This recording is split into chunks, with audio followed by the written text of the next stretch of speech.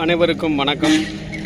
சிவகங்கை மாவட்ட அனைத்து இந்திய அண்ணா திராவிட முன்னேற்ற கழகத்தின் மாவட்ட செயலாளர் ஆற்றல் மிகுந்த அண்ணன் PR செந்தில்நாதன் அவர்களை வணங்கி, நேற்றைய தினம் தமிழக அமைச்சர் TRP ராஜா அவர்கள் அனைத்து இந்திய அண்ணா திராவிட முன்னேற்ற கழகத்தின் பொதுச் செயலாளரும் முன்னாள் முதல்வரும் மாண்புமிகு எதிர்க்கட்சி தலைவருமான புரட்சித் தமிழர் எடப்பாடியார் அவர்களை அவதூறாக சித்தரித்து சமூக வலைத்தளங்களிலே பதிவேற்று அவரது நற்பெயருக்கு களங்கம் ஏற்படுத்துகிற வகையிலே செயல்பட்டமைக்காக அவரை வன்மையாக கண்டிக்கிறோம்.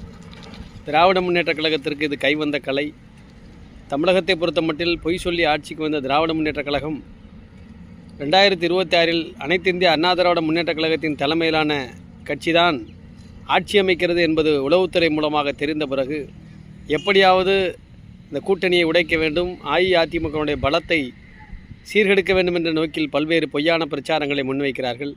அனைத்து இந்திய அண்ணா திராவிட முன்னேற்ற கழகம் எடுக்கிற முன் முயற்சிகளை அவர்கள் பொறாமைப்பட்டு அவர்களுக்கு வகுத்தெரிச்சலாக பல்வேறு பொய்யை மக்கள் மத்தியிலே பரப்பி வருகிறார்கள். நேற்றைய தினம் கூட மதிமுக பொதுச் செயலாளர் வைகோ அவர்கள் பாஜக பக்கம் இணைவதாக செய்திகள் வந்து கொண்டிருக்கிறது. விடுதலை சிறுத்தைகள் கட்சியினுடைய தலைவர் அவர்களும் பல்வேறு விமர்சனங்களை திமுக கூட்டணி மீது வைத்து கொண்டிருக்கிறார். ஆகவே அங்கே இருக்கக்கூடிய மார்க்சிஸ்ட் கம்யூனிஸ்ட் கட்சியும் விமர்சனங்களை உள்ளே வைத்து கொண்டிருக்கிறது.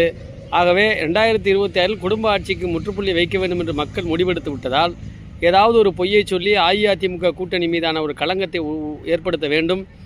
பொதுச் செயலாளர் புரட்சித் தமிழர் எடப்பாடி அவர்களுடைய நல்லெண்ணத்திற்கு குந்தகம் விளைவிக்கிற வகையிலே செயல்பட வேண்டும் என்பதுதான் திமுகவுடைய தலைவர் அவர்கள், அதேபோல் அங்கே இருக்கக்கூடிய அமைச்சர்கள் அனைவருக்குமே தினசரி வேலையாக இருக்கிறது. ஆகவே TRP ராஜா அமைச்சர் பகிரங்கமாக எடப்பாடியார் அவர்களிடம் மன்னிப்பு கேட்க வேண்டும் பொதுவெளியிலே என்பதுதான் சிவகங்கை மாவட்ட அனைத்து இந்திய அண்ணா திராவிட முன்னேற்ற கழகத்தின் வழக்கறிஞரணி சார்பான கடுமையான கண்டனம் என்பதை இந்த நேரத்திலே பதிவு செய்கிறோம்.